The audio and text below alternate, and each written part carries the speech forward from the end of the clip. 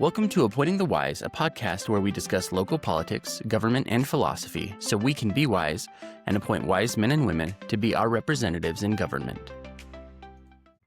All right, welcome to the podcast. Today we've got Karen Larson on. Thanks for joining the podcast. Thanks for having me. Yeah, absolutely. And you are running for seat 3 on the Correct. Box Elder School District Board. Yes. All right, perfect. Before we get into it, I've put this at the end of the podcast before, but just so people have it up front, where can people find you and learn more, so they can learn more or to support you? So I am on Facebook and Instagram. I have a campaign page. It's under Karen Larson, District 3. You can find me there. I'm trying to put out as much information on there as possible. So hopefully I'll post podcasts there and I'll share it there. You'll see me post every once in a while on Box Elder Classifieds, Tree Mountain Classifieds. District 3 covers an enormous area. So trying to reach everybody I can. Perfect. All right. Well, thank you for that. So just to start us off, who are you and why are you running for Box Elder School Board? So I guess you can start with the who you are and then we'll jump into the other part. Perfect. So my name is Karen Larson. I'm a lifelong resident of Box Elder. My husband and I both graduated from Box Elder High School. I have deep roots in Box Elder County. My maiden name was Reeder. So if you know a Reeder, I'm probably related to one. I have cousins and family that teach throughout Box Elder School District and go to probably every school within the county. So that's important for me to take care of them, to be a voice for family, but also, there's kind of that politics in my blood too. My grandpa was a county commissioner years and years ago. My aunt, Suzanne Reese, was also a county commissioner. And so I think it's kind of in my blood to speak up and to have a voice. I don't think I'm necessarily a loud voice or haven't been my entire life, but I do have a voice and I find it's important to share that I can be that voice for others who might not want to speak up. So there's that. A little bit more about me. I have 5 kids, 5 boys. We're a little bit of a circus. We left Utah when my oldest was 3 months old, and we lived in Arkansas, Washington, D.C., Alabama, and Germany. So what took you those places? My husband's job. So he worked for the military, not in the military. Okay. And so we were working near Army bases. It was an awesome experience to kind of be part of that community and to contribute any way we could.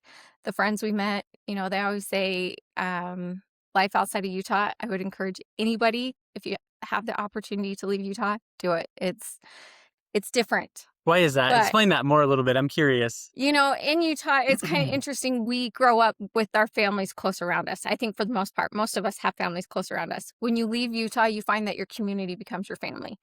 And the friendships that we made and developed, that's all you have. You have to count on them and you really develop something like genuine and you believe and trust in them. And it just goes so much deeper than I found friendships might here in Utah. And if you got your family, you go there every other Sunday and right. So, Sunday dinners are spent with friends outside of Utah, and the friendships that I developed all over I'll treasure them forever. And the experiences, the opportunities to serve and to help in the community and do things differently.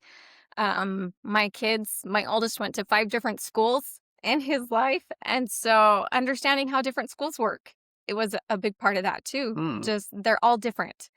So kind of taking that into consideration as I run, how can we learn and better ourselves by looking outside and bringing some of those good ideas back?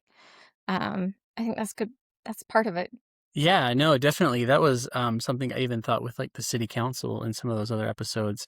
I like what Kaysville does. And I think it's wise to identify cities or school districts or whatever it is that have admirable qualities that we'd like to mimic, or we can also identify ones and be like, oh, let's not do that. Yeah. So that can be helpful, I think. Yeah. I think if you can promote what's good and look for the good, how can you better your own system? Not saying that our system is broken in any way, but how can we better it and bring all the good it will only make us better. So build upon that. And then I have some history in Arkansas. What part of Arkansas? So we were actually in Texarkana. Okay. All right. So, I served my mission in North Little Rock, so oh, in okay. action. So Yep, we went there a few different times. Texarkana, there's a street right down the middle. So everything we did was in Texas, but we lived on the Arkansas side. gotcha. That makes So it was sense. kind of a fun experience. You got both the experience of Texas and Arkansas then. All right. And then I guess anything more about who you are, or do you feel like you covered it there? Anything else you wanted to hit? I don't know. I mean, I could go on forever about myself, but yeah. Anything that would be relevant to our listeners, particularly with running for this Box Elder School District seat, or just to get into that, you can just leverage that into why you're running, why particularly. So let me go into that a little bit. Why I'm running is, I think everybody saw the Facebook posts and the confusion, and They're there, still there, yeah. yeah, there, it was just kind of a thing that like just kept going. But the more I would read these Facebook posts, and the more I would look at the comments and try and understand where people were coming from and see different perspectives and points of view, I was like, there's a lot of negativity and a lot of misunderstanding, Mm-hmm.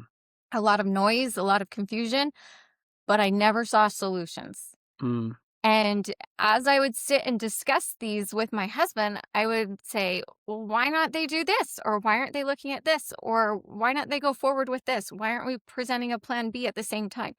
Just different things that made me go, okay, like maybe. And it was actually my husband who pointed out, you should run for school board. You should try this. You have a solution. That's who they need. They need somebody with ideas.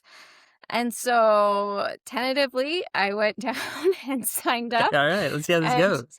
And here I am. So I'm doing this. But honestly, like I've said, I would love to be a voice for those, as I've talked to many in the community already. I'd love to be a voice. You can throw stones at me and do whatever, but Metaphorical stuff. come at me with pitchforks. I'm okay to like bear that burden. Like I sincerely and genuinely just want to help the community out, make it what Box Elder has always been. I think a quality of mine that I will stand by forever is integrity, and I will always stand by truth and stand up for what is right and stand up for those, again, who don't have a voice to stand up for themselves or aren't willing or get shut down in the process. And unfairness, I think there's a better way forward. And I think if we can have the right people put in and the right people in charge, we can make that happen. So you'd mentioned a couple things there. It sounds like that you've identified specific. I guess, can you speak to any of that more specifically? You talked about like things that are unfair, unjust, things that standing up for truth. Is there anything that you've seen that, oh, hey, I've seen maybe this is an issue, and I guess you'd mentioned you had some ideas of, hey, this is what they should do. Can you dig into that a little bit? So honestly, transparency, that's something that I would love to fix. Right now, everything, like I said, there was a lot of confusion and stuff. When the school board tells you to, or the school district even tells you, it's all out there. Go to the school district page, it's there. But it feels like it's buried somewhere in that page. You have to click on this, and then you have to click on this and get here. And finding the information, at least for me, was a little bit difficult. Mm-hmm. I don't feel like I'm like that bad of technology, but I feel like things, especially in this day and age, everybody's on their phone. Mm-hmm. Why aren't we putting it directly in front of us? The schools do an awesome job of sending out announcements via text and email. Why aren't we doing that as a district for meetings, for information, pushing things across the board for that kind of thing? And that's easily done in the exact same way. And I think that's a huge part that they could do in transparency. Nobody has time on a Tuesday night, Wednesday night to go to a school board meeting. Mm-hmm. That's a difficult time for a lot of parents, especially if they're both working, dinner time. Any number of kids. any number of kids. You are running kids around to multiple sporting events if your kids do sports or piano lessons, music lessons, whatever you do as a family. That's a very difficult time to get to a school board meeting. And I don't know if that's intentional, but it just is. And so if you can take what you learn in those meetings, which they're very informative, they put a lot of information out there. I just don't think it gets passed on to the community in the right way. And I think they miss out on a lot of oh, that's why that decision was made, or that's why they went that direction. And I think if we understood a little bit more, there Mhm. would be a little bit more like common ground that we could build upon and make a little bit more sense of why decisions have been made. Yeah. That's interesting. As you were speaking, I was thinking of my experience because I've been trying to be in this informed at the level of like the city council, the county commission, the school Mhm. board, all this kind of going on. And even for me, I'm just like, oh man, there's so much to be on top of. They'll send out an email, but like anybody who texts me, like if I read it and then I'll totally forget about it. Yeah. Like I'm trying to think like, I don't know, maybe less detail more often almost I think would help me. I don't know that this is a solution for anybody, but I'm just thinking about I know that I've received some emails, especially because this has been such a hot button item with the tax increase and that kind of thing. Mhm. I'm just like, I'm interested in it, but it's still amidst all these other things, It's a it's lot of hard to keep information. it on top of it. I'd mentioned also recently in another podcast something that had come across my mind um, is looking at how we vote for those representatives. So for yourself, do you feel like if you're elected, do you feel like you would be um, more of a delegate in that you're looking at, well, what's the popular, what are people wanting and expecting and just kind of, pure majority? Or are you expecting to be like, hey, you voted for me because you trust me. I need you to trust that I'm going to make these decisions and that I'm not going to be a corrupt person or something like that. And give me the freedom and ability to do that so that if not having your taxes raised is important to you, then that's kind of how I'm going to go into it without having to be babysat. Essentially, does that make sense? Yeah, yeah, I totally understand where you're coming from. And I think it's important to know before you go into that is that you're not going to please everybody. Like, there's always going to be opposing views, no matter what you do, what you say. However, I do believe firmly that people are elected for the popular majority vote. And you go in there and you work with your district, Mm. and you should be voting with the consensus of what they want. You should be understanding where they come from and why they want that decision, and trying to you're a voice for them. You really are. So going into, those votes that the board has, um you're kind of the governing body. So why the district is giving you information. They're giving you opinions and ideas, and they're saying, these are our options and what we can do going forward, and then you vote on them. Mm-hmm.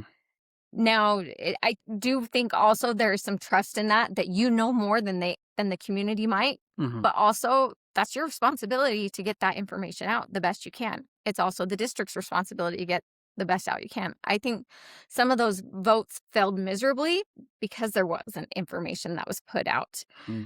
Um, but as a governing body, I don't think you're just supposed to necessarily decide and side with the district. I think you're that middle decision making, Mm-hmm. that you gather information from both sides and you make the best choice that you possibly can for the community. Um, but yeah, I think firmly that you're voted. There is an election, and you're voted as a delegate, as a candidate for a reason. Okay. And so with that, if you're elected to that, and let's say you personally believe, well, this is where my values of integrity and truth lie, but the majority is on maybe the other side. How do you reconcile those? So, honestly, if I can't mesh what I believe and my perspective doesn't align with the voters, Mhm. then that's where I say, like, what I've done and my job, I would have failed at. because, and I think the board and the district, I mean, they've taken a lot of backlash, but Mm-hmm. they should take some accountability in this as well, that they didn't push any information out. What information did they give? And maybe if they did, they put it out on like their own personal Facebook pages. Mm. But I Almost more of a personally, campaign, like an yeah, ad I campaign. personally never saw anybody from the district, anybody from the board going into those Facebook posts, those public Facebook posts, and pushing information out, Mm-hmm. setting out clear. People complain about something and they're like, actually, we've got somebody who's watching Yeah, this and you know, responding to we the have a comments. social media administrator. Mm. And right now she goes out, and all I see from her right now, and let me first say that, you know, I have nothing against people, like a person. I think she's probably a fabulous human being. But as a job, a social media administrator who makes what she does, I would think that you're not just going to events and taking pictures and posting Mm, pictures of events and activities that are going on. yeah. You're pushing information out. Right. Less And propaganda, photo ops, more more, what's informational, yeah, one-on-one what's kind of going on in the responding. district. And I would love to see something being pushed that, you know, have her being pushed with weekly or attending these board meetings, and then pushing, this is why this decision was made. This is what it means for your kids. This is why we're doing it and what's going on. Mm-hmm. Here's some more information. Is this because I could see, we'll go with the word conflict of interest from that administrator. And full disclosure, I don't really know exactly how the district works. And it sounds like you may know more than this. So I want to get into that a little bit. But let's say that this administrator, this social media administrator, whatever you called her, um, is she kind of independent from this school board, or is she part of the school board? So that's where I think a lot of mix up happens too, is the school board is literally your governing body. Mm-hmm. There is the district office, the central office, and that is full of all your administrators. I think there's 8 or 9 administrators that work in that office. Don't take that for Okay. fully, I may be wrong, but they all have independent jobs that they work. They bring everything they can. I think there's many more jobs in that office than in Mich, but Is that those the are one like, in Main Street, just kind of south of Main yeah, Street? just by Betos in the parking lot Yep. Okay. I know behind exactly where it's Betos. at. Floriberto's now, but Oh, yes. yes, Yes. something like that. I can't keep it's, them straight. it's fair. But yeah, so there's multiple different administrators that work in that office. And I do think that, you know, one other job I'd like to create is a transparency coordinator. Hmm. We can do that without raising taxes. We can create, you know, a low-level job, paying job within our district that goes about, and so we understand and know what each of those people are doing Hmm. in their jobs. I don't think it's unfair to ask that because we pay their salaries, Hmm. that we understand what they're doing on a day-to-day basis, Mm-hmm. how they're helping the school district, and Yeah. how they're promoting our school district. What are they doing to go out and, you know, there's lots of grants out there for schools. Are they working towards grants and getting applications for those? That's a lot. I've done a little bit of grant work. That's a lot of work to put in some grants to pull things in. That's a full-time job for some people. Mm-hmm. Do we have somebody that's doing that for our district and trying to build grants and work towards those? And could some of these jobs, are there layers where they could overlap and work together on different, you know, things within the administration office? I don't know. Hmm. The board is a very part-time job. From what it sounds like. Very Right. part-time. They don't get paid a lot of money. It's a lot of time spent on your own, researching things. Right. This is a true service. Right. Not just. I'm not doing this for a paycheck. I'm doing this genuinely, like I've said, to be a voice for those around me. Mhm. But, and sorry, like trying to think where I was. But what can we do to, like, in that administration office to kind of redirect focuses, and how can we like better understand what each of their roles are? Mm-hmm. How can we better understand and push those out to the community so we understand what's really going on? Right. And so it sounds like, correct me if I'm wrong, but the media person and this transparency person would have somewhat of an adversarial role as far as kind of like being able to question how things are being done or what's being done. Or does that make sense? Because if they're just the lackey for the school board or whatever, then they're just gonna be like, hey, look at these cute pictures of everything that we're Right. doing. But if you have somebody who's, we'll go say, more suspicious, or I don't know what the right word is Unbiased. for that, unbiased, yeah, sure, exactly right, not being pulled necessarily one way or another, then they would be able to look at this and be like, this, here's what's happening. You guys might want to know this is what's going on. Well, I don't know how you do that necessarily, but does that sound exactly. right? Am I on No, the right? exactly. Maybe not necessarily what I'm thinking for a social media Mm-hmm. person. Like, I just want them to push information out. Right. But a transparency coordinator or a compliance coordinator Mm. outside of the school district, I know it has to be named something certain within the school district, but outside of the school district, they call it an ombudsman, or in the government, they call it an IG, Inspector General. And they go in and they do their due process. They find the facts. They question things. There's documented processes of Mm-hmm. how things are done.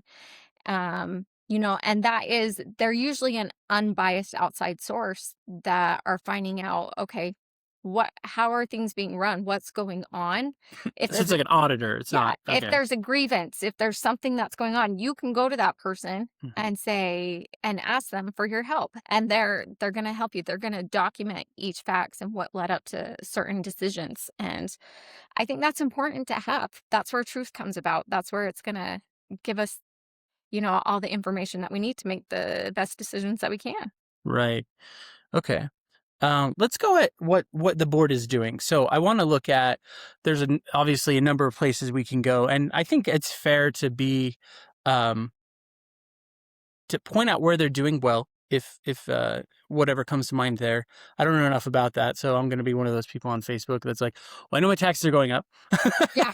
So as far as you're able to tell with your experience, actually, before we dive into this, let's go into um, what is their job and what isn't their job. Because I think that's going to be helpful to the people on Facebook to know, am I mad at the right person? In the same way with the city council, there were a lot of people fired up about taxes going up. And it's like, well, actually, most of that's from the school district. So as far as that goes, how much control do they actually have over that? Is this where the buck stops, or is there something more that we need to be looking at? So that's a great question. I will say I have a lot of respect for the school board. I do. And I think that they've taken a lot of backlash with things, but I also think they care a lot. In that last work session that they had, there were multiple of those board members that spoke out and said, I'm trying to understand where people are across the board. Hmm. Some people are at a 10, they want this. Some people are at a 1, they want this. How do I make the best decision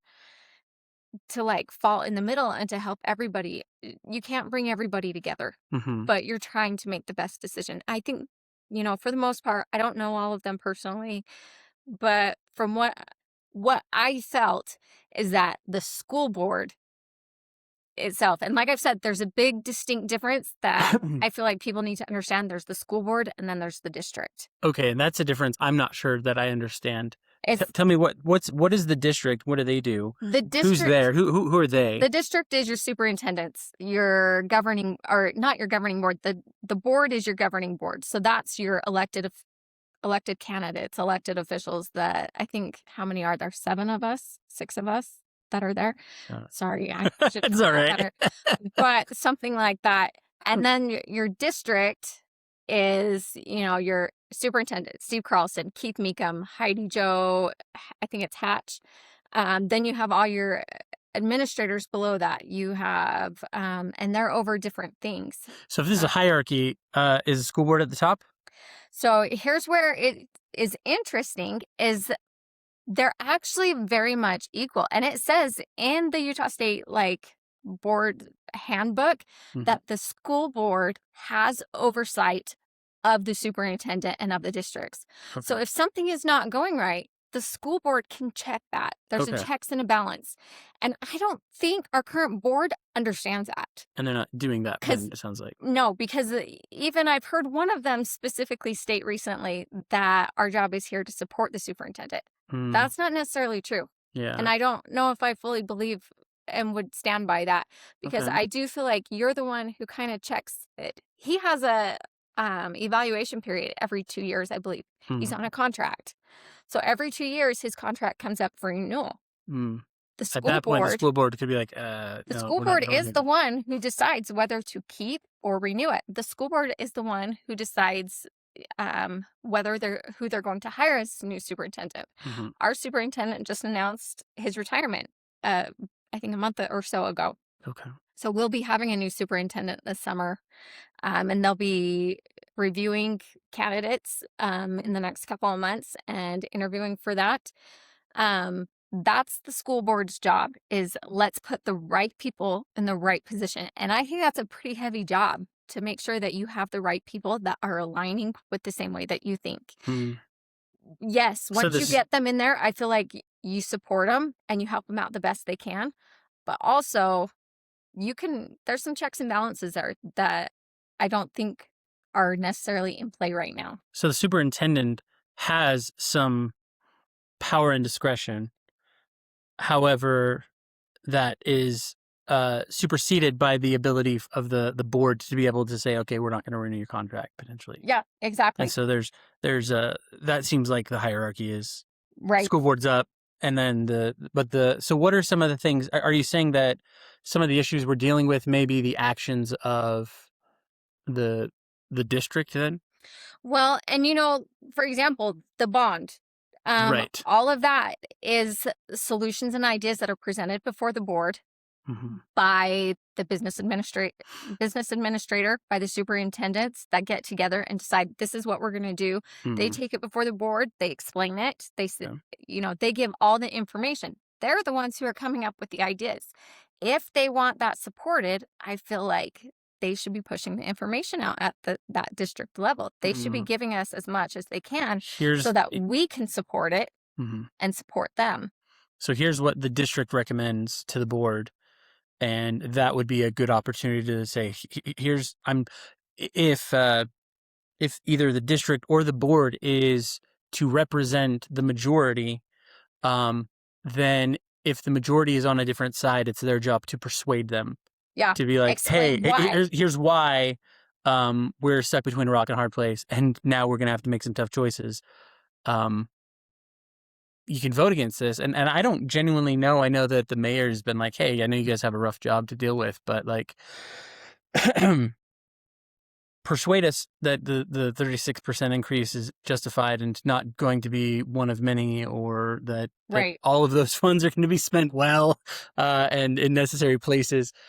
So do you want to take a second to discuss your thoughts on that bond, where that's at? Or some people know more, and I feel like you're probably better qualified to explain it than I am. I'm going to have some notes in front of me No, just fair enough. because the bond is a big subject and I don't want to, I want to make sure I say the right thing. Mm-hmm. Um, That's fair. okay. So let me see where to start. So we had the 2024 general obligation bond proposal. It failed by about 70% in the county. It was on the ballot. Mm-hmm. Now, what I don't know if people understand Mm-hmm. was a the county wasn't saying no to fixing schools, and I don't think anybody would say no to fixing schools, Oh, or they might. even borrowing money. And I'll get there because I think that's a thing. That's one of those things that's not being pushed out, that our community doesn't know how bad things might be Mm. within the schools and why we need that funding. Mm-hmm. So we can go back to that in a minute. But they said no. That vote was saying no to the specific way the loan was going to be taken out as a general obligation bond Okay. and how that was going to raise taxes. The board still needed revenue to keep the lights on and to pay for a new lease revenue bond that they approved. So what led us here is we have had rapid growth in Box Elder County. Mm-hmm. There's decades old buildings that, there's a lot of elementary schools that were built in 1960, before Mm-hmm. 1965, before things were even like masonry changed in 1965. The way we built buildings changed, and it's Mm-hmm. continued to change over the period of time. But voting on these issues doesn't make the needs or the past failures go away. Sorry, I'm just trying to make sure that I have all this. It's a hard one to explain because, and while I understand it, explaining it is a whole different beast of information. Right. So this bond that failed by 70%, as it looks now, I've heard this, and again, I don't know myself. I haven't done the research. It sounds like that would have been the lesser of two evils had we done that instead of having to have it kind of crammed down our throats at the 36%. And now there has been a petition or whatever for that bond to. I don't fully understand how that works myself, but why would that have been better than what we're dealing with at this point? So the bond actually gave us more money for less interest. We would have been able to accomplish a whole lot more than what the proposal is now with the lease revenue bond. Is that due to timing? Is that because of interest rates, or is there something more integral? Could we get a similar deal today if we just did that thing now? And that's an option. I actually asked that to one of the board members recently. I said, what are the options? And that was what part of the last work session was, hey, what are our options going forward? Can we go back and maybe put the bond with more understanding back on the ballot? What else can we do? Can we roll back to truth in taxation? There were a whole bunch of options that they considered, and they're still going to be doing that, and they're going to have another work session talking specifically about what options they can do. Knowing that what is that called? Petition passed and right. Voting on things come November. They know that that's coming, and there might be the option where we just take that completely off the table, knowing what's going to come November. It's kind of right there in front of us. We see the writing on the wall of how that's going to work out. So what's our plan B? Like, how do we move forward with this? I don't know, because I don't know what the options are. Again, that's up to the district to present before the board and to give ideas and to put it out there. I would suggest they have a plan A and a plan B and put it on the ballot. There is, that the lease revenue or the general obligation bond, these bonds, what we were voting on was how we take it out. They're different types of loans. It's not how we're going to spend the money. Right. It's not how that taxes aren't going to be raised. That, I believe, was already voted on. It's the type of loan we're taking out. Right. And people didn't quite understand that's what it was. If this was on an individual level, here's my income. Here's the loans that I can apply for. Right. So the income is there. The stream of cash is there for the school board regardless. Now they have to how we're going to assess which loan they're going to take. Are we going to take a fixed rate, loan, or are we going to take a variable or whatever? I don't know what the options are, but that's the kind of idea. Is that the idea? Exactly. So the budget is already set up to pay that loan directly. Like the finances, everything is already, from what they showed at the last work session, that budget, we're already planning on like putting things directly towards that loan. It's just how we take that money out and how we. And is it tied? Is it linked or welded or married to getting a bond, or is it? Can these funds also just be used to pay for things? As you were talking, I thought of been watching a lot of Dave Ramsey lately, and taking out loans is less ideal than just paying for things in cash, but I don't know how you get a school board or a school district to that place. Does that make sense? Yes. So what you're looking at, a home loan, you're looking at hundreds of thousands of dollars. When you're looking at taking out for maintenance and repairs on a school, you're looking at millions and millions of dollars. Right. So I think our lease revenue bond, the budget is like a $9 million payment per year.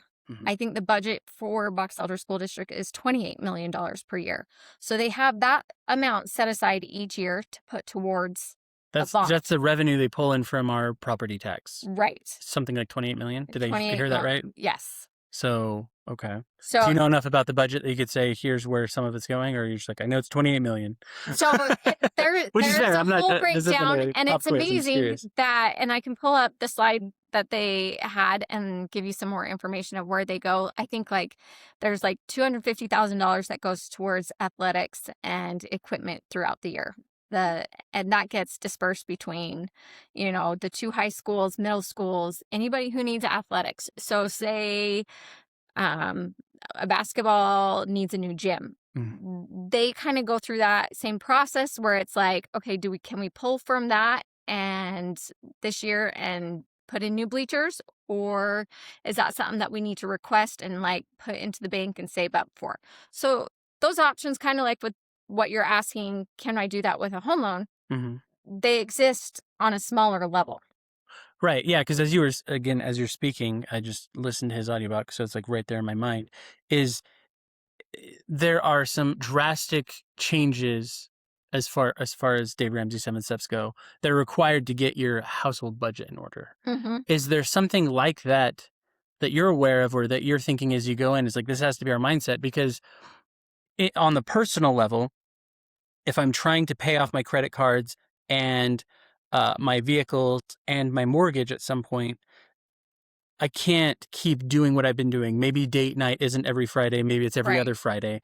And maybe the kids don't do karate and whatever it is. Does that make sense? Yeah. Is there that So mentality that you're aware of, or is that a mentality that you're taking in with you? I think so, and I see that. I actually really love Dave Ramsey, and I love his ideas, but I think you're looking at it from a whole different perspective at this level of things that you're dealing with. So, for example, like I said, that lease revenue bond, the budget is like $9 million per year. That's Mhm, basically what they have to put towards buildings. Now, they need a lot of different things. mhm. I actually let me just go into that a little bit, things that like the community might not understand or know. Yeah. So they talked a lot about portables Mhm. in that meeting and the amount of finances that go into portables. So can we scale that back? Well, sometimes scaling that back means putting money up front into building onto a school. Mhm, For example, they want to do, the addition to Discovery Elementary. mhm, Um, we as a county are seeing rapid growth. I think there's like 6,000 homes proposed in the Bergen City, Willard, Perry area in the next 5 years. And there's something like 8,000 homes proposed for Tremont. And if each one of those families moving in has a student in high school, that's a mhm. whole new high school. Right. So if we want to do the whole save up $9 million every year, elementary school is going to cost $50 million. You're looking at 6 years. By the time we get that, we're going to need another one. Is there, I know one of the conversations that I've had, they talked about when the new houses are built, there are, I can't remember what they call them, but there are um, kind of infrastructure costs that that person who buys the house is paying because they are now going to be an additional load on the infrastructure for schools, roads, sewage, whatever, electricity, whatever that is. Do you know how much of that actually covers any of this, if any? I have not heard that, so Okay. I'm actually not familiar with that at all. Okay. It's a great question for Because me that to would look be into. helpful for deferring the costs. And as far as like um the cost of like, hey, we've got to run a school district here always, regardless. That would, I think, be considered like the minimum payment on your credit cards, right? You're like, I have to pay this amount. Right. And then do we not have any wiggle room there on top? Do you know? That budget honestly is pretty tight from what I saw. And I'm not like great with numbers, and I'd love to sit down with the business administrator to understand more. His time is super valuable and Right. busy. But looking at what he had and the way things are pulled out and set aside, I think they're doing a fairly good job understanding it. Hmm. But I totally get the community's idea of are there other options? Right. Are there other ways to do this? Because nobody wants their taxes to go up. I Yeah. mean, I think we're taxed on 50% of our home, the assessed value of our home. Hmm. But most of us in 2021, our home values doubled. Right. So our taxes went up just, a few years ago. So to Right. have them go up again all of a sudden is like, okay, do Yeah. you And really need it's that not the much percent more? that you were locked in at before, not locked in, but that you were being assessed at. Now it's your value, the value of your home is still there, but now we're adding on another percent on top of that. Yeah, exactly. But, that's the thing is just like our homes doubled and Hmm. our property values doubled, everything else around us. Costs all Costs around. costs went up all around us. Mm. So, something to look at and consider is they had this, I don't know exactly the year because I moved back in 2021, but they had planned on building that elementary school out in Tremont, a new elementary school. They had the plans. They had it all going forward, and they had proposed the budget. I think they even had like blueprints, ready to go. There's a lot of groundwork that goes into just that. And there's, bids that I didn't understand that you want to place a bid within January and February with contractors to get the best possible bid. So your timeline is like small, and then you want to start it so that it's finished, on a certain timeline. Mhm. There's all these little things that go into play.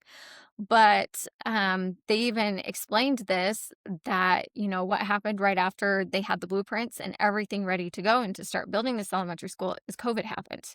Mm. That delayed and stalled everything. And then once they got back into it and they said, let's continue forward, Prices went up. prices go up, everything goes up. And not only that, but school codes, building codes for schools change about every 2 to 3 years. So all of a sudden, their blueprints, everything were now obsolete, and they had to reprint everything. And that costs a lot of money just to lay that groundwork. This is probably outside of but do you know why that is, that they just keep changing like that? I don't really understand it. That's Mhm. not something that they went into, Yeah. but I wonder if that's necessary, but I think it's more not just a state thing. I think it's a whole yeah. country thing where we want to make buildings safer. We want to make sure that this is done in buildings and this is done. There's all sorts of things that have to be done for elementary schools that might not have to be done at high school. But all those things cost. I mean, every little thing adds up. And when you look at like how much an elementary school costs, it's not like we're making those numbers up. Right. That's just what they cost across the board. And then when like COVID or something happens and inflation happens, that's what we're looking at and what we're paying. But is a new elementary school necessary? That's something to talk about too. Yeah, you had mentioned the portables. Is there something I'm missing about like portables? If kids are learning in portables, are they now not going to be as smart as if they were learning in the main part of the school? it's let's say, I don't know if there's studies that have been done on it. I'm sure there are. But let's look at the 3 elementary schools that they talked about in the county. There's Lakeview here in Brigham City, there's North Park, and then there's McKinley out in Tremont. Okay. All 3 of them, I think Lakeview has 7 portables, has requested more. McKinley, I can't remember if it's McKinley or one of them has 9 portables and one of them has 7. So this means if you have portables, you're above capacity. Mm. You cannot fit the students into the hallways. So let me give you some insight on that. Yeah, I So, just was thinking cafeteria, bathroom, yeah. at So least. I actually reached out to all 3 of those elementary schools, to their staff and their administrators. And I said, can I come talk to you about this? I'd love to learn more about, what's going on. I just heard back from another school today, but I did go and talk to Lakeview last week. I talked to Mr. Story and Miss Reeder, both amazing administrators. You can tell that they love their school, they love their kids. They were super welcoming to talk with. But here's what kind of some more insight information as to that. Right now, currently, what they're experiencing is they have a bathroom, or normally they would have a bathroom for teachers, and then they have a bathroom in each corner of the school. So 4 bathrooms. Mhm. One of those bathrooms is shut down, and so is the teacher's bathroom. So one of those bathrooms they have to turn into the teacher's bathroom. So now they only have 2 working bathrooms, which, they're separate boys and girls on each side of the school, 3 stalls each, 3 or 4 stalls for each boys and girls. But you're looking at 2 bathrooms on each side of school for about 563 students Mm. throughout the day. That's a lot. So also those kids in the portables, they have to go walk across the parking lot. They need a key card to get into the building. They're Oh, walking wow. through the building to go use the bathroom now. And sometimes it's on the other side of the building from where those portables are. So that takes their time. What else is going on is they don't have functioning classrooms for individualized lessons, like, pairs for reading groups and all those different things that go on. So they're doing those out in the hall. So not only is this supposed to be a focused, direct learning group, but now it's taking place in the hall where other direct learning groups are going on at the same time. Mm. And you have kids going to the bathroom, it gets very distracting. So it's hard to teach in those environments. They don't have room for a music class, a classroom. So the music classroom It's on the is stage. on the stage behind the curtain while lunch is going on in the cafeteria. Oh, okay. And my thought was, I actually joked with him, I'm like, dinner and a show, who wouldn't love Right? that? But I can totally I understand. need to monetize it. Right? I can totally understand from the music teacher's point of view what that would be like. Like, that would be very hard that they're peeking through a curtain or they're not sitting and they want to like join their friends at lunch. They're all anxious. There's a lot going on. Mhm. And there's a lot going on in that school. So This information would be very helpful for the voters to know. right. And it's the Things first that- I've heard of it. Right. My kid goes to that school and I'm like, they'll be all right. Like I said, it's like portables, that's okay. He has to go across the school to go to the bathroom. He'll be all right. He'll survive. But there are very real implications that are like, this is a Band-Aid solution, and this it's just gonna- needs surgery, and it's not going to get better. It's just not. gonna get We're going worse. to add more kids to that school Mhm. as we go on. And there's going to be, bigger problems. Those, for example, the reason the bathrooms don't work is all the pipes are from 1960. So they have to replace pipe by pipe. Mm, But that's hard to do when those pipes sit under the school and kids are going to school. right. That you can't really do maintenance work at the same time that kids are going to school like that. And so that becomes a disruptive environment. So how do you handle all that at the same time and replace these pipes and do all this? There's a lot that goes into it, and there's a lot of costs. And then you think about these portables. So not only are there not bathrooms in the portables, but depending on what type of heating elements, I mean, 9 months of our school year are Cold. and kids need heat. But I know they also said, with air conditioning, they have the air purifiers throughout the school. But if they all turn on an air purifier, or every classroom were to have, Puts the load on the electricity. it trips the breaker. Yeah. So they're like, okay, You take shifts, man. that's exactly how. So I think most of the elementary schools are trying to put smaller units of air conditioning to put out the window, but they can't run them all during the day and at the same time. And same heating wise, I can't remember what they said. It costs more to do electric in portables than propane.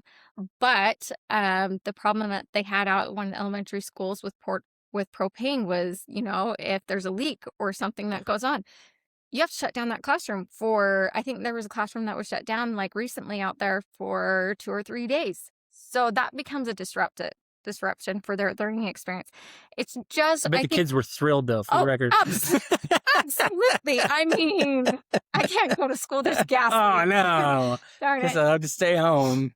But, there's a lot of I was completely, before going to that work session and listening through that, it seems a little over the top almost, but at the same time, it was eye-opening to understand this is why we need the money for Lakeview Elementary. This is why we need the money for McKinley or to build a new elementary school in Tremont. It's not going to get better. We're adding growth constantly. So do we kick it down the lane for 5 years and say, let's save up and do it this way? Or do we say, if you're taking out a home loan or a mortgage, most of us aren't going to be able to save up over 5, 6, 7 years. By the time I save up, I'm never going to be able to own a home. Right. You take out the mortgage and that just becomes becomes a cost. And I think it's, it gets absorbed into your monthly payment and your bills. And I think that's the way the school looks at it, is if we've got to start these projects, we've got to start them now, because not only is there a lot of groundwork to be laid for these projects, and a lot of sit down meetings and involvement and getting the right bids, the right, everything in order. But then there's the building time and the construction time. By the time we get these all finished and get these actually pushed out, we're looking a year or two out. At least, at the very least. And by then, how many more homes and how many more kids are we added? And is there another problem that we need to face? Is there a whole nother issue that is present that, we need to address this now too? So we can't, I get where the district says, we can't just keep kicking it for future generations to handle and saying, just keep saving. You're going to afford it in a few years. that makes it really difficult on the next generation. Right. So what, if you know, is how did we get here? Which is not necessarily to place blame, but also probably more importantly to avoid getting here again or making the problem worse, right? Again, going back to personal finances, if I don't deal with my credit card Now, spending, yeah, then it doesn't matter. I'm going to have, I'm never going to get on top of it.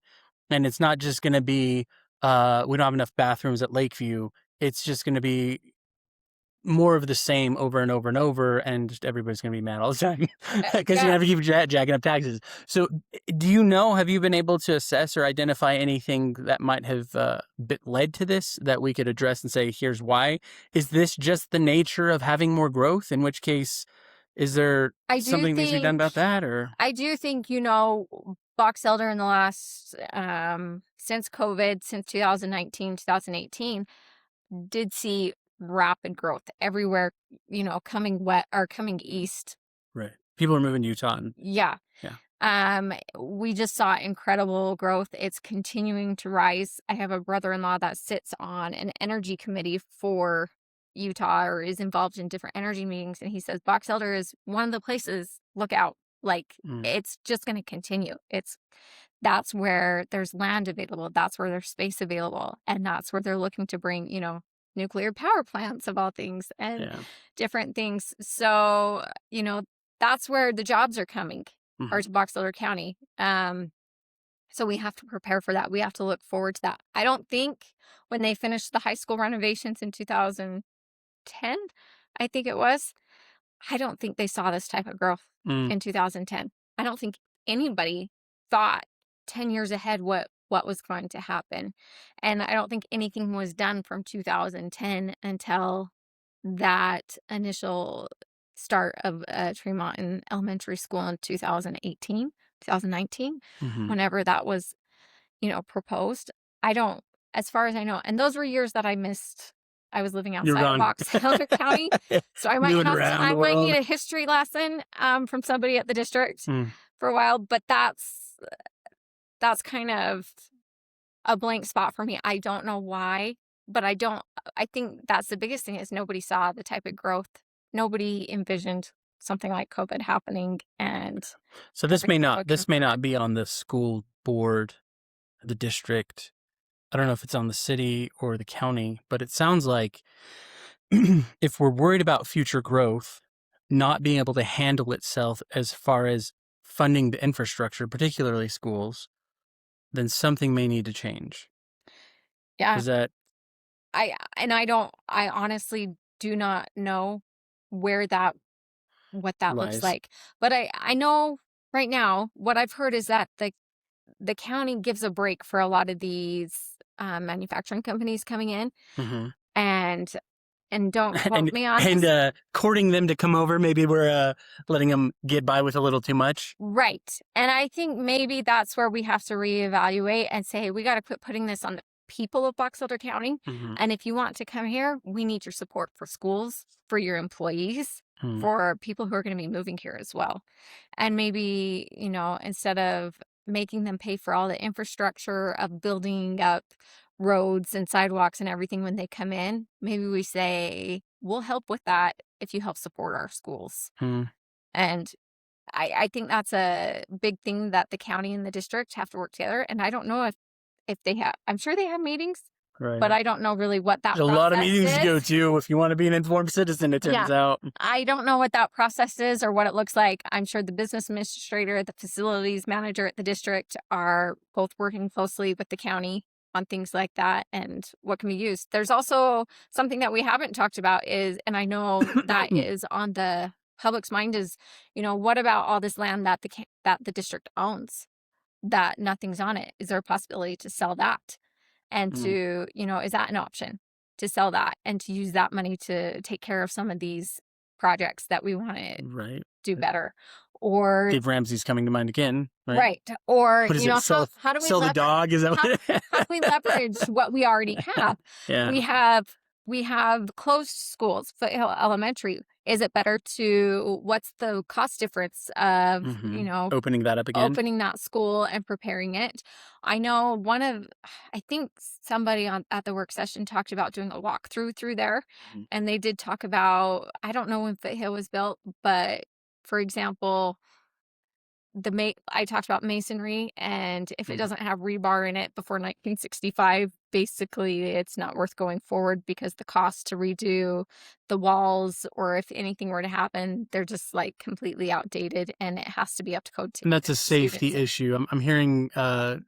I know that there was earthquake talk about the Lakeview school being out of date as far as that goes. Yeah, Is and that the issue? Is I think it that's crumbles part. down on all the kids, and that's a Yeah, risk we're not willing to I take? think that's part of it. Is they were talking about rebar, and they can go in and test the walls to see if it's there. But even having a machine go and test the walls is like $1,000 Hmm. an hour or something like that. Like everything costs. And so what would it what's the cost comparison versus opening it and redoing the school versus building a new one? Right. I Tear don't it know. down and build it again. Yeah. So, or do You we know what you just could knock it do? Here's down? a thought, school board. If we're gonna get rid of that building anyways, have people pay to bring in a sledgehammer and just pay for the Oh, demolishing that way. They have those smash rooms that you set. pay to. I could use I'd that probably one pay at least a sometime. little bit, especially if I knew it was going to a good cause.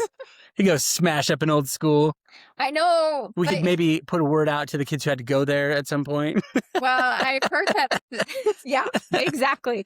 I think there would be plenty of youth who would love to go inside and smash a few things up for a while, and they'd probably do it free. Like you wouldn't have to pay them. Yeah, So but we could make them pay. there's negotiations there. There's talks, and I don't know if those talks have ever been had. They may have been talked about in work sessions or in board meetings before this was even on my radar. So I don't know. That's something that I need to dive into a little bit deeper and ask questions. Okay. It just hasn't been fully Yeah. brought up yet.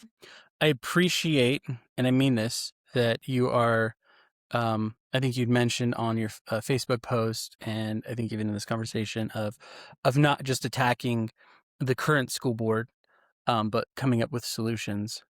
That being said, are there any things that you see that you're like, ooh, I wouldn't do that? Or anything that you can see that you're like, is in the back of your mind, but you're like, oh, I don't want to say that because I want to be nice. Does that make sense?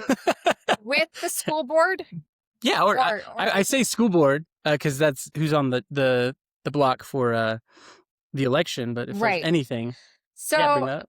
honestly, and you asked me this beforehand in a question, and I've posted about it on Facebook. I think my biggest thing right now, and what I'm hearing since this wasn't on my radar when I signed up to be a candidate, but since I've signed up, I have been told numerous stories of teachers and people getting fired because of the at-will policy in the district. The at-will policy basically means we can get rid of you For whatever reason. for whatever reason. We don't have to have a reason. To me, As long as it's not a protected class or something. when I hear that, Mm-hmm.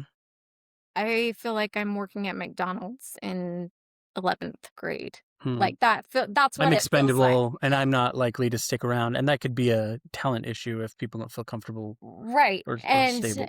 And I don't know if I fully understand that or understand why we would keep a policy like that. The stories I'm hearing from individuals that are at will, one of them was a teacher, and I'm going to remain anonymous on some of the that's wise.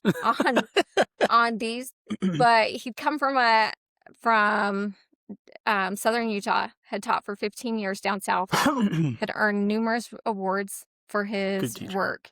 Good quality teacher, had spent the time, loves teaching, loves working with the kids, and he was told he just wasn't the right fit. And my question is, not the right fit for whom? What is the rubric they were using to assess that, as you're saying? There isn't one. There wasn't. It's not a public one. There had to have been something. On all of these cases, that at-will policy does not require any documentation. So, could be the whim of whoever's. For example, is that the principal? Is that who would potentially make that decision? a Are they principal, hiring? it can go up to, I don't know the process. I don't know if there is a process. Mm, I actually asked that to Mr. Story and Miss Reader, and they said they were very clear that in their school, that's not something that there would definitely be a process. They would definitely handle it this way or this way. But according to these individuals I've talked to, mm, none of them came from Lakeview. right. So So they probably have a different process. If there is it's a not a different uniform process. process, it's whatever the guy who's in charge wants to do. Exactly. And that's where I'm like, okay, we need some directness. This is a policy that absolutely needs to be looked at Mm, in by the board, because the board helps write the policy. mm, It absolutely needs to be looked at, and we need to allow a place, again, like I said earlier, a place where employees can go for grievances. This teacher that I talked about, he had a counseling session at one point and invited the teacher's rep, and he invited the superintendent to come and listen in. The teacher's rep showed up for him. mhm, Superintendent, it fell on deaf ears. mm. He didn't show up He for him. just showed up. Okay. To me, that's an issue. If you don't have a superintendent who's willing to show up for a teacher that's given quality time, Mm. is And he's like, "Hey, I think I might be being let go here. Will you please come assess whether I if should this is be?" correct, yeah. Yeah. Can you like be kind of an unbiased like counsel in this? Hmm. He's If I deserve to go, send me away. If I don't, yeah. keep me, And there's please. a 3-year at will policy. Mm, 3 years, and he was 2 months from being at that 3 years. mm. I just find that like there's a better way forward for teachers who have submitted that much time to teaching. Yeah. Um, Teaching is rough as it is. If we it can keep the it is. quality ones, I will that's a win. say teachers are, teachers, paraprofessionals, employees of the school district are my heroes. They are willing to take my kids for 6 hours a day, like, and teach them what I Your kids are the cannot. good ones. No, I'm just That's still to be. kidding. We'll see. We'll see. But You don't have to be specific. It's okay. They can remain some anonymous as right. well.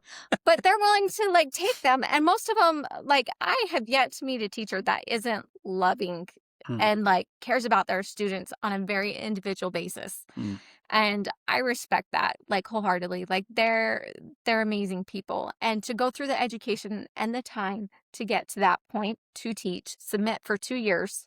Another teacher that I talked to, she was working for 2 years, was the head of her team, had great evaluations. She'd never had a principal come and sit in her classroom for those 2 years. mm, And one afternoon was just told, "You're not the right fit." mm. Not even given a real reason Can you why. tell me? Yeah. There's no reason, there's How no would you documentation. know? So then she goes to Cache County, Weber County, Davis County to looking for jobs, Mm-hmm. and they won't hire her Because she was let go? Or because she was let go. Okay. And they ask her, why? And she's like, "I really don't If know." you want to call 'em and find out for me, I'd love to know Well, as well. they can confirm employment, but if they Yeah. were to explain that, that's Yeah. illegal. Mm. They can't even explain why. But to not It's a explain signal why to other schools, be like, okay, we can't ask, but we can yeah, either roll the dice with this person yeah. And or who, as another district, why would you take that chance? Like, Mhm. I can understand from Right. their point of view, not, but Mhm. that's so unfair for these teachers to go they're through they're that being forced time. into that by our district. Right. And to not given a way to defend themselves, Mm. a way forward, even like, a counseling session, Appeal. or yeah, what's it called? In like real life.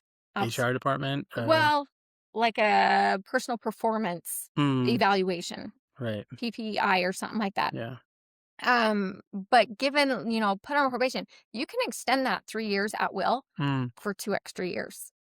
Why are we Up not to 2 extra years. up to 2 extra years? Why are Mm. we not working to keep these quality teachers? Mm. And if they're not a right fit for a principal, I've seen principals in administration get strike after strike after strike, and they're just moved to different schools. Mm. If they aren't a right fit, they get moved. So why aren't we moving teachers around like that, or Mm. working with them, or looking at this? Like, there should be a grievance process. And I think that's one thing that like the transparency coordinator Mm-hmm. can be part of, Is you know, looking at, okay, is why is documenting that and saying, if you come to me, here's your documented reasons as to Mhm. why we're moving forward.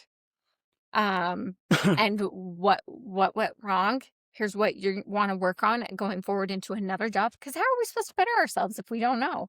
Right. Yeah. And that's what, as you were speaking, I was thinking, um, the there may be reasons. I wonder if there's just reasons that they're like, I don't want to really say. Like, I could see it being you don't have the same values as we do, but if I write that down, then you know what I mean. Well, Like, and and I could see myself being behind 100% a number of those values. That if a teacher was at my it was my student's teacher, my kid's teacher, I'd be like, yeah, I don't want that guy teaching my kids either. right, But I think it's fair to be like, you need to own it. If you're gonna, totally potentially destroy this person's life, which I think is some of the stories you seem to imply that are there, eh, people's lives are being uprooted, which I think is very right. significant. Then we need to be able to own it and be like, here's the deal. This is what it is. And I'm just wondering, I know I've seen movies about uh if that's what's happening, you talked about um superintendents kind of dancing around if they're suboptimal. I remember a movie I watched when I was in college. I was in education, and it was called, I think, Waiting for Superman. And it was like they called it the dance of the lemons. In some districts, they'll just pass. They just like, okay, would I rather keep this crappy teacher or pass him on and somebody else will take him and maybe we'll get a better or worse teacher. And so I could see that being a possible counter, but I don't know. I don't know if that undoes anything you said. I'm just wondering if maybe there's some of that happening and we're just like, you know what, we can either be on the record saying here's what it is, or we could just be like, you know what, we got the rules here, and I don't know. But I think they use that rule, that app policy rule, Hmm. kind of without. There's nothing that behind it. Do you know what I mean? There's nothing to support it, Yeah, and they hide behind it for a lot of reasons. right. It's And nice to be not have to and explain your work. and it is, That was the worst part about math growing up. another one Show that your I work. another one that I talked to, the HR department gave him a lie. Hmm. He challenged her on that. And then she gave him another lie. When he challenged her on that, she specifically quoted to him, It doesn't matter. I don't have to give you any "You're an reason. at-will employee and I can do with you what I want." Hmm. That's that's just like heartless, in Right. my opinion. Like what if you're HR? I've never known an HR department not to be an open door policy, not to have an open door policy. To me, that's where you should go Right. Yeah. for No. like, If hey, this help me person sit is, down and yeah. understand this decision, document it, let's move forward with this. But to not have compassion, Hmm. not to look at things from all perspectives, Hmm. not to I've worked with HR in multiple jobs that I've had, and I've never known anybody to have that mentality and that view of something Hmm. where it was just that cold. Yeah, no, that's fair. I think that's fair. I think, again, going back to, you should probably own it. I think, what is that? Just transparency is important. I think that's fair. Yeah. So honestly, that's something that I'd like to push as well. If I get elected, and even if I'm not elected, I'll definitely I would love to bring it up before the board. And if anybody listening has stories that they'd want to share with me, they're welcome to reach out to me anyway. So, because the more stories we can gather, I feel like as one person, it's hard to do something. I feel like that the ant movie where one ant can't do a whole lot, but Oh, A Bug's Life. Bug's Life, yeah. Yes. But together we can make a change. And if all of us are, coming together and saying this is unfair or there's multiple people with these experiences, Hmm. then we can work to better it. That's the whole point is how, and that's the whole point of, I think, my campaign is how can I better Box Elder School District? How can I walk in there? What can I do to make it better? Gotcha. All right, let's see here. Excuse me. I think we covered most of the questions that I have. So there's one I have on back. Oh, I guess I know that this one is not. I don't know if this really applies to our district as much as maybe other places I've seen in Utah and in the U.S. But looking at like what the curriculum is, what policies are in our schools. I think I talked with come on, Jenny Earl, who's on the state board. Mm-hmm. Um, Kind of different like policies. I don't know, we'll go with bathroom policies, some of the transgender stuff, some of this LGBT stuff. um what role are you aware of, assuming you're aware of this, what role does the board play in those kinds of policies, or in what curriculum we'll have versus not. As far as I know, the board can write the policies for our specific county. Okay. And so you can have direct involvement as a board member in deciding whether you're going to allow things like that Right. or Girls and not. boys bathrooms or vice versa, that kind of thing is Right. totally on the school district or Yeah. on the board. Yeah. Okay. As far as I know, like they can rewrite and change policy just like the at-will policy. Right. They can change that policy if they need to allow it or not allow it. Is there anything that you're aware of? Again, I'm not aware of anything it wouldn't surprise me in our district, but I don't know of anything. Is there anything that you're aware of that you're like, if I were on the district, I might lean one way or another on that thing? I have not heard of anything. I have not heard of anything come up, or like if it is, it's a very small group of people who are trying to get something changed. But I don't feel like it's a big enough issue in our county as of yet. Okay. And it might change with our growth. Right. But I don't think it's been proposed or it's that big of a deal at the moment. Okay. And if it did become one, do you want to stake your flag on or your claim on a particular side, or do you want to let me go with remain this. ambiguous? No, I think we're all raised differently. Like we all have our own opinions, and I think there's a great quote that I actually just figured out it was a quote. And I think it's by I now butcher his name, like the Supreme Justice Scalia. Scalia, thank you. Sorry, I'm horrible at names and pronunciation. But it was the idea that you can separate a person from an idea. And I think that's important in so many aspects. That's been a huge aha moment for me in my life in the last 5 years, is that I don't have to dislike a person. I can dislike an idea. That doesn't make the person a bad person at all, but their ideas I might disagree with. And it's okay. And I can save space for it, and I can think about it, and I can, have respect for them as a person, that the way they were brought up, the way that they were raised is different. That doesn't mean I agree with it. Right. But I can respect them. And I think that's important to understand, to as you go into making votes and decisions, to have respect for the person. And are you saying that in terms of the people that you're on the board with, or are you saying as far as people in the community who are going to be impacted by these decisions or going to the schools? I think it applies to everybody. I don't think there's a situation that it wouldn't apply to. Okay. That's fair. I was letting you do the blame work. Trick question. I don't know. Okay. And then I think that's fair. And I think you had mentioned kind of truth and integrity, and I would hope that plays a part in how you make those decisions on that type of policy, as well as any other policy that you're looking at as far as what we're dealing with in our school district. Like I said, and I think, along with that, truth, integrity, and the compassion thing, compassion for families and what they're going through right now, it's not easy, for a lot of families, and, adjusting taxes, and nobody wants to go through that. Adjusting, if you're on a fixed income and a fixed budget, that's very difficult. Right. And it can cause a lot of hardship. And I think you have to show some compassion, and you have to be understanding in those situations that not everybody, I hate to say it, not everybody sells solar and it makes lots of money doing it, is it? It makes a lot of money. Some of it us, doesn't matter what. Some of us have an MBA or have an education and still don't make enough.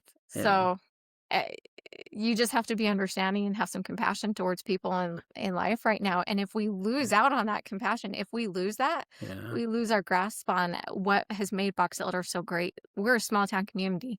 Yeah. If we let somebody else come in and rule with, this is business, take emotion out of it. I actually watched a show the other night, and they literally said that in their job. This is your job. Take the emotion out of it. And I was like, it bugged me. Yeah. It rubbed me. You're a cog in the machine. Shut up and do your job. I'm like, no, really, we deal with we're human beings on a daily basis. When we take that away and we take that compassion and that emotion out of it, that's when things start to we forget that We all have feelings. Right. No, and I've been learning more and more lately that compassion is a part, I think, is some sort of component of understanding truth. I was watching, I think, Charlie Kirk's memorial, and they talked about how he would talk about, or he would man, what was it? He would teach, he would proclaim the truth, but he would do it with love. And as I Absolutely. was reading through, I think it's the Bible, it talks about Jesus and how he was full of grace and truth. And I think that those are inseparably connected. I used to lean more on the truth and justice side of the coin, and I know there are a lot of people who lean more on the compassion and love side of the coin. But I think if you try to separate them, you run into issues. And I think you're right. There's wisdom in that, and that both of those have to be involved. But I can appreciate that compassion aspect for sure. Yeah. I think we also live in a community where religion plays a huge part. And there's a lot of people I know who say, I can't believe that person has made that decision when on Sundays they say this. Or, you go to church and you learn about this, and then you wake up Monday morning and you go to your job and you act this way in a certain way. Mm, That's something I didn't experience outside of Utah. mm. That's something like Yeah, values go all throughout the week. The Southern people, like yeah. that's something that like plays a huge role in their lives. They talk about their religion day in and day out. Everybody knows in Alabama where I lived, Wednesday nights, Hmm. you do not organize anything for a Wednesday night because that is church night for everybody Oh yeah, across. not just the Mormons, but everybody. Yeah. I mean, didn't even matter what religion you were, but Right. that's youth night at anybody's church in Alabama. And That's so nice. That's almost like a holiday. It's just like it's it's expected. it is kind of nice, but it's a respect thing for, a religious tolerance of no matter what religion you are. Like Mhm. we respect that. And there's value there, And and there's value, I can appreciate that. and with value you teach character, and it all ties together. And if we can't teach that to our kids Mhm. as adults, as we're laying By example. example, like in our Yeah. jobs and every day, Hmm. like that's a huge part of our life is teaching by example as an adult. Right. And especially in school district, in this job, in what I'm running for. So I think, all those teachers have a huge, even more important role and important job of example But what if it's on Facebook though? for kids. Does that still apply? I know, I know. Well, it's like Sorry. I said, We we had a good thing going on here. nobody is going to, you're not going to be everybody's cup of tea. And that's okay. Yeah. Like it really is. You're not going to mesh with everybody. But it's like I said earlier, sometimes that's what makes the world go round is that we are different. We have different ideas. We come from different viewpoints. We look at things from a different perspective. Great ideas come from every point of view. And when we can put those together and put Mhm. value in each other's ideas, Yeah. we're going to build something great. If we don't and we shut them down and we say, I am the only right way, I am the only correct way, yikes. Yeah. Like we don't Sorry, have much I go was just thinking of the scriptural. I know there's one way, and you're not it. right as I point my finger at you. But no, like in reality, like there's good points of view from everybody. There's good Yeah. in everything that we can find the good in everybody's point of view. Yeah. Find something to Even if take it's it. just to bounce my ideas off and Yeah, prove me exactly. correct or incorrect. So, and if we, teachers, if we give them a second chance and find the good, Hmm. can you imagine like giving somebody a second chance to like be better? Hmm. Right. Yeah. And Because you could almost hang that at will over their head and be like, "Hey, you need to step it up." right, And then they're like, "Oh you shoot, that's got my coming you to got Jesus." 6 months. If I have any complaints about Mhm. you, Right. then this is Right. documented. It's done. Right. Yeah. But And we could still do that, but you're right. I think there's a room for improvement there. Um, so I'd be curious to see how that plays out when you're communicating with us in the future if you get the position and oh, we I find some love to progress in see how that. that goes. I'm excited to work with it. I'm excited to actually I the board is aware of it. I've talked to a few of them about it. They're very well aware of it. Mm. But I think there's that misunderstanding and understanding that they do have oversight, that Mm. they can You've make got the power. changes. You need to exercise the power now. You need to do something about it. This is your responsibility. That is huge. Hmm. That could be a heavy thing. Like Right. you need to act upon that. And when people come to you, take it into consideration instead of ignoring it like a vote or like anything else. There it is. That's the criticism she has. It came out finally. And Sorry. I mean, but not everybody, not everybody was that way. And like I said, I think a lot of them were very compassionate Mhm. and understanding, but they felt that they had no choice, or they didn't get information out, and they understood it from a different perspective, but yeah, I think, if any criticism, I would say the board needs to understand they have power to make a change, And they need to use it. and they need to use it. And, if I am elected, that would be one thing that I fully understand, is there are changes that we can make. Standing still, you don't want to be stagnant. You want to grow. And sometimes there's always good changes that can be made. We can always progress. We can always move forward. Well, I appreciate that. I think that's a good place to stop. Do you have anything else you want to say before we close this thing up? Anything we I didn't could cover that you talk. wanted to? I could talk forever. There's a lot of stuff that I have notes on, but I'm sure there will be other opportunities to share my opinion and my voice. So I'll save it. Sounds good. Well, I again appreciate you being on the Thank show. you Thank so you. much. Thank you for listening. You can find more information on our Facebook page. And if you found this helpful, please leave a like and a comment. Remember, get informed, get involved, and turn to the Lord in all things. Cheers.